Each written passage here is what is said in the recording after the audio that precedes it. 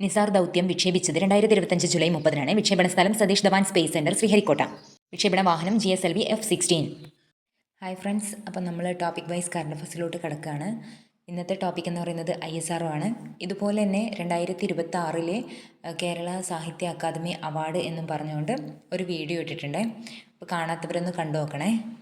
അപ്പോൾ ക്ലാസ്സിലോട്ട് പോവാം. EOS-09 ഭൂമിയുടെ ചിത്രങ്ങൾ എടുക്കുന്നതിനുള്ള ഉപഗ്രഹമാണ് EOS-09.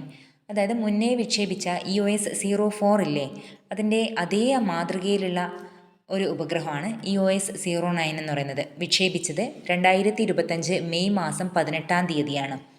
വിക്ഷേപണ സ്ഥലം ശ്രീഹരിക്കോട്ടയിലെ സതീഷ് ധവാൻ സ്പേസ് സെൻറ്റർ. ISROയുടെ 101ാമത് ദൗത്യമായ EOS-09ൻ്റെ വിക്ഷേപണ വാഹനം PSLV-C61 2025 മെയ് 18-നാണ് വിക്ഷേപിച്ചതെന്ന് പറഞ്ഞു അല്ലേ. പക്ഷേ ഈ ഒരു വാഹനത്തിൻ്റെ 2ാം ഘട്ടം വരെയുള്ള പ്രവർത്തനം എന്ന് പറയുന്നത് സാധാരണഗതിയിലായിരുന്നു. അതായത് PSLV-C61ൻ്റെ 2ാം ഘട്ടം വരെയുള്ള പ്രവർത്തനം സാധാരണ നിലയിലായിരുന്നു. എന്നാൽ 3ാം ഘട്ടത്തിലുണ്ടായ ഒരു തകരാറ് കാരണം ഈ ദൗത്യം വിജയകരമായിട്ട് പൂർത്തീകരിക്കാൻ കഴിഞ്ഞില്ല കേട്ടോ. അടുത്തത് Nisar, NASA and ISRO. Indian ബഹിരാകാശ ഗവേഷണ സംഘടനയും അമേരിക്കൻ ബഹിരാകാശ സ്ഥാപനമായ നാസയും സംയുക്തമായി നടത്തുന്ന ആദ്യ ഉപഗ്രഹ വിക്ഷേപണമാണ് നിസാർ എന്ന് പറയുന്നത്.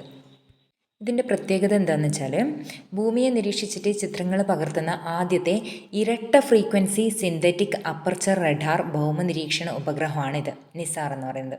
ഓക്കെ, നാസയുടെ ദീർഘതരംഗ ദൈർഘ്യമുള്ള റഡാറും അതുപോലെ ISROയുടെ ഹ്രസ്വതരംഗ ദൈർഘ്യമുള്ള റഡാറും കൂടി ചേർന്നതാണ് നിസാർ എന്ന് പറയുന്നത്. മനസ്സിലാവുന്നുണ്ടല്ലോ. നിസാറിന് പ്രതികൂല കാലാവസ്ഥയിൽ പോലും, അതായത് പകലായാലും രാത്രിയായാലും പ്രവർത്തിക്കാൻ ഈ ഉപഗ്രഹത്തിന് കഴിയും കേട്ടോ. ഉപഗ്രഹം വിക്ഷേപിച്ച തീയതി അത് ഇമ്പോർട്ടൻ്റ് ആണ്, 2025 ജൂലൈ 30. വിക്ഷേപണ തീയതി 2025 ജൂലൈ 30-ന്. വിക്ഷേപണ സ്ഥലം സെയിം തന്നെയാണ്, സതീഷ് ധവാൻ സ്പേസ് സെൻറ്റർ, ശ്രീഹരിക്കോട്ട. വിക്ഷേപണ വാഹനം GSLV F-16. ഏതാണ്? GSLV F-16. ശ്രീഹരിക്കോട്ടയിലെ സതീഷ് ധവാൻ സ്പേസ് സെൻറ്ററിൽ നിന്നുള്ള 102ാമത്തെ വിക്ഷേപണം എന്ന് പറയുന്നതാണ് ഈ GSLV F-16 അഥവാ നിസാർ ദൗത്യം. മനസ്സിലാവുന്നുണ്ടല്ലോ. ഈ ഒരു മിഷൻ്റെ ദൗത്യ കാലാവധി എന്ന് പറയുന്നത് 5 വർഷമാണ് കേട്ടോ.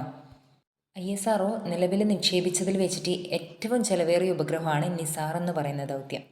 ഈ ഒരു ദൗത്യത്തിൻ്റെ പ്രധാനപ്പെട്ട സവിശേഷതകൾ എന്ന് പറയുന്നത്, നാസയും ഇന്ത്യൻ ബഹിരാകാശ ഗവേഷണ സംഘടനയായ ISROയും കൂടി ചേർന്ന് നടത്തിയ ഒരു ദൗത്യമാണ് നിസാർ അല്ലേ.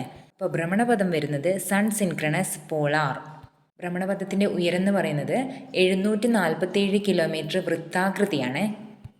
ഇതിൽ ഉപയോഗിച്ചിരിക്കുന്ന തരംഗദൈർഘ്യങ്ങൾ എന്ന് പറയുന്നത് L ബാൻഡ് 24 സെൻറ്റിമീറ്റർ, അതുപോലെ S ബാൻഡ് 9.4 സെൻറ്റിമീറ്റർ. ലോകത്തിൽ വെച്ചിട്ട് ഏറ്റവും ചെലവേറിയ ഉപഗ്രഹ വിക്ഷേപങ്ങളിലൊന്നാണ് ഈ പറഞ്ഞ നിസാറിൻ്റെത് കേട്ടോ. അതുപോലെ ഇത് ഇന്ത്യയും അമേരിക്കയും കൂടി സംയുക്തമായിട്ടാണ് വിക്ഷേപിച്ചതെങ്കിലും ഈ രാജ്യങ്ങൾക്ക് മാത്രമല്ല ഇതിൻ്റെ ഗുണം ലഭിക്കുക. അതായത് ലോകമെമ്പാടുള്ള രാജ്യങ്ങൾക്ക് ദുരന്ത നിവാരണത്തിനായാലും കൃഷി, കാലാവസ്ഥാ നിരീക്ഷണം, ഇതിനൊക്കെ എന്താണെന്ന് വെച്ചാൽ ഈ നിസാർ വിവരങ്ങൾ കൊടുക്കും. നമ്മൾ മുന്നേ പറഞ്ഞു ഇത് ISROയും നാസയും കൂടി സംയുക്തമായിട്ടാണ് ഇത് വിക്ഷേപിച്ചതെന്ന് അല്ലേ.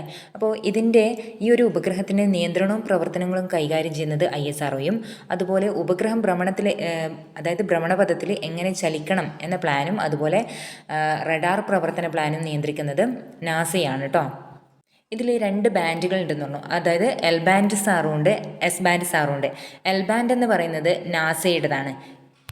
L ബാൻഡിൻ്റെ പ്രത്യേകത എന്താണെന്ന് വെച്ചാൽ, ഈ ഉയർന്ന തരംഗദൈർഘ്യമാണ് ഇതിനുള്ളത്. അതുകൊണ്ട് തന്നെ വനമേഖല, മണൽമഞ്ഞ് ഇതൊക്കെ തുളച്ച് കയറിയിട്ട് അതിനിടയിൽ നിലം മാപ്പ് ചെയ്യാൻ വേണ്ടിയിട്ട് L ബാൻഡിനെ കൊണ്ട് സാധിക്കും. S ബാൻഡ് ഇസ്രോൻ്റെ ആണെന്ന് പറഞ്ഞല്ലോ. ഈ S ബാൻഡിനെ എന്താ ചെയ്യുകയെന്ന് വെച്ചാൽ, ഇതിന് തരംഗദൈർഘ്യം കുറവാണല്ലോ, അതുകൊണ്ട് തന്നെ ഇതിന് ആഴത്തിലങ്ങ് ഇറങ്ങാൻ സാധിക്കില്ല. എന്നാൽ ഉപരിതലത്തിലെ വലിയ മാറ്റങ്ങൾ കണ്ടെത്താനൊക്കെ ഇതിനെ കൊണ്ട് സാധിക്കും കേട്ടോ.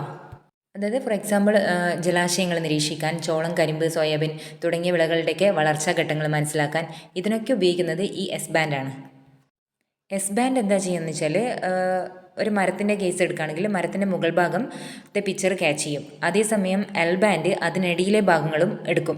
അപ്പോൾ ഇത് രണ്ടും ഒരേ സമയം മാപ്പ് ചെയ്യുന്നതിലൂടെ ആ ഒരു പ്രദേശത്തിന് പൂർണ്ണമായിട്ടുള്ള ഒരു ചിത്രം ലഭിക്കുമല്ലോ, അതാണ് ഉദ്ദേശിച്ചത്. ഓക്കെ, അതായത് ഇപ്പം നമ്മൾ 2 വ്യത്യസ്ത ഉപഗ്രഹങ്ങൾ ഉപയോഗിച്ച് കഴിഞ്ഞാൽ ഒരേ സമയം ഒരേ സ്ഥലം നിരീക്ഷിക്കാൻ കഴിയില്ലല്ലോ. അതുകൊണ്ട് ഈ നിസാറിൽ തന്നെ 2 റഡാറുകളും പരസ്പരം ഈ പൂരകമാകുന്ന രീതിയിലാണ് ഉൾപ്പെടുത്തിയിരിക്കുന്നത്. ഓക്കെ, ഞാൻ പറയുന്നതൊക്കെ മനസ്സിലാവുന്നുണ്ടല്ലോ അല്ലേ.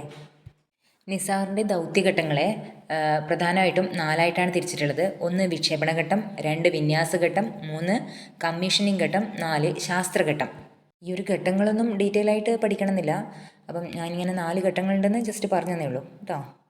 നിസാറിൻ്റെ പഠന മേഖലകൾ എന്ന് പറയുന്നത് 1 ഭൂപ്രകൃതി, 2 ജലം, 3 മഞ്ഞുപാളികൾ, 4 ആവാസ വ്യവസ്ഥകൾ. അടുത്ത ദൗത്യമാണ് LVM-3M5 അഥവാ CMS-03 മിഷൻ. അതായത് ഇന്ത്യൻ ഭൂപ്രദേശവും വിശാലമായ സമുദ്രമേഖലയും ഉൾപ്പെടെയുള്ള ഇടങ്ങളിൽ സേവനങ്ങൾ നൽകാൻ ശേഷിയുള്ള ഒരു മൾട്ടി ബാൻഡ് വാർത്താവിനിമയ ഉപഗ്രഹമാണ് CMS-03 എന്ന് പറയുന്നത്. വിക്ഷേപണ തീയതി 2025 നവംബർ 2. വിക്ഷേപണ സ്ഥലം ശ്രീഹരിക്കോട്ടയിലെ സതീഷ് ധവാൻ സ്പേസ് സെൻറ്റർ. വിക്ഷേപണ വാഹനം ലോഞ്ച് വെഹിക്കിൾ മാർക്ക് 3 അതായത് LVM-3. അടുത്ത ISROയുടെ ദൗത്യമാണ് LVM-3M6. അതായത് ISROയുടെ 2025 അവസാനത്തെ ആകാശ ദൗത്യമാണ് LVM-3M6 എന്ന് പറയുന്നത്. ഇന്ത്യയിൽ നിന്നും വിക്ഷേപിക്കുന്ന ഏറ്റവും വലിയതും അതുപോലെ ഭാരമേറിയതുമായിട്ടുള്ള ഉപഗ്രഹമാണ് LVM-3M6. ഇത് വിക്ഷേപിച്ച തീയതി 2025 ഡിസംബർ 24 ശ്രീഹരിക്കോട്ടയിലെ സതീഷ് ധവാൻ സ്പേസ് സെൻറ്ററിൽ നിന്നാണ്. അതുപോലെ വിക്ഷേപണ വാഹനം LVM-3 അല്ലെങ്കിൽ ബാഹുബലി എന്നും അറിയപ്പെടും. അപ്പോൾ ഓക്കെ ഫ്രണ്ട്സ്, ഇത്രയാണ് ഇന്നത്തെ ക്ലാസ് ഇഷ്ടപ്പെട്ടിട്ടുണ്ടെങ്കിൽ ലൈക്ക് ചെയ്തും കമൻറ്റ് ചെയ്തും സബ്സ്ക്രൈബ് ചെയ്തും സപ്പോർട്ട് ചെയ്യണേ. അതുപോലെ 2026 കേരള സാഹിത്യ അക്കാദമി അവാർഡുകൾ കാണാത്തവരുണ്ടെങ്കിൽ അതും കാണണേ. ഓക്കെ, വീണ്ടും അടുത്ത വീഡിയോ ആയിട്ട് വരാം കേട്ടോ. ബൈ.